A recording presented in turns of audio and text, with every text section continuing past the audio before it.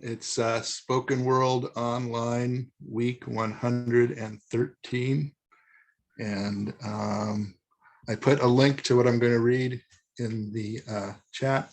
And also check out my newest iteration of my homepage, which has the first part of the New York poem and a wonderful background picture, I think. Energy crisis.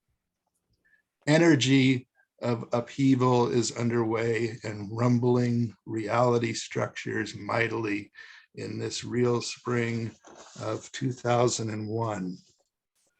Roarshock page, which often fondly fathoms the past and probes the future, is at this point fairly focused on the now. Observation shows the popular framework of conceptual realities to be under considerable stress. Fractures are forming along so many fault lines, and just under the surface of cool rationality resides freaked out hysteria.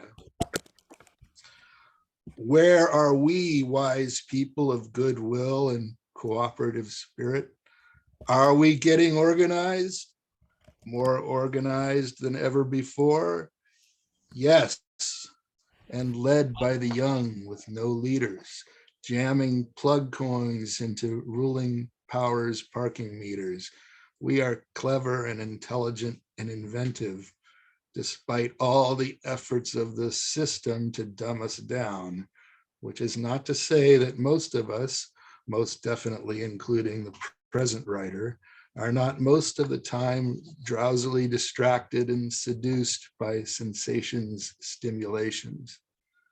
There is a core of serious work, the building of a new consciousness that can guide us through the dangerous chaos of the old order's desperate death struggle and further on to a new and better time of abundance and liberty.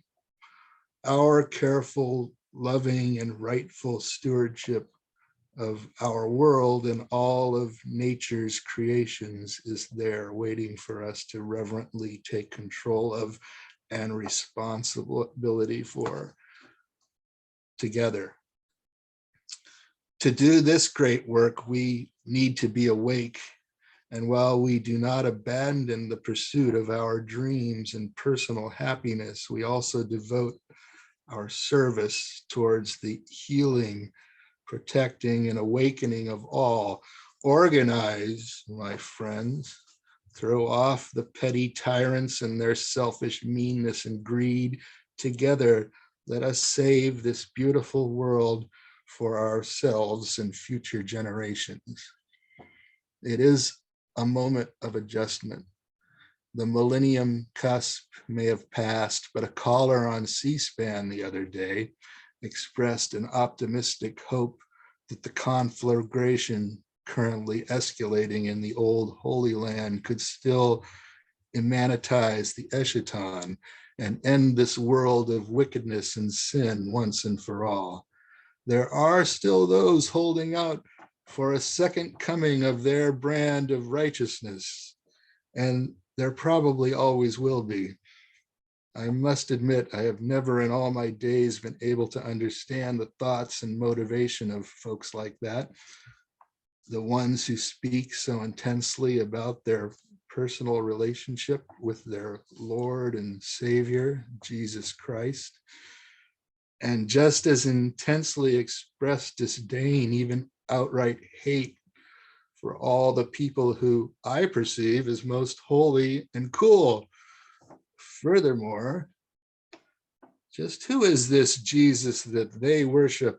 I find no connection between myopic, narrow-minded superstition and bigotry and the profound and enlightened wisdom attributed to the Master Jesus, who knew we are all one and loved even those who were cruel and bent on wanton destruction, even those who have practiced avarice and barbarism in his name ever since.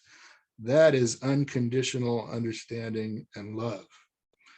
He is always depicted as being the freakiest guy around, much more at home with the wild people and the eccentrics, than with the stuffed shirts seeking control and the accumulation of money. I love that guy, and we would all do well to love each other and our world, even as we hope to be loved ourselves. That is the true path to heaven, and it is here on this earth. Murder, mayhem, and violence, that is the path to hell, which is also right here on earth. So what kind of a jag some yahoos call on to C-SPAN can set me on? And I'm not come to dwell much on matters of religion. A moment of adjustment despite the blow-ups and incredible suffering that is going on, the destruction of the few remaining wild places, the attempted transfer to private entities of the most basic elements of life, the common heritage of all living creatures, water, food, our very DNA. When people find out these things, they are not at all happy about them. The reality police are doing their damnedest to keep this information out of the public sphere of attention. But those tenacious young leaderless organizers are finding ways to get out the truth. And when the vast mainstream of regular, basically decent folks who want a good life and healthy environment for themselves and their communities, and especially for the children, when they find out how they are being sold out and future generations are being impoverished and their very existence imperiled, and for no other reason than to feed the greed and inertia for change of the very few, well, they get mad as hell. When vast numbers of ordinary folks wake up inside and understand what's going on outside, things are going to change. Thanks.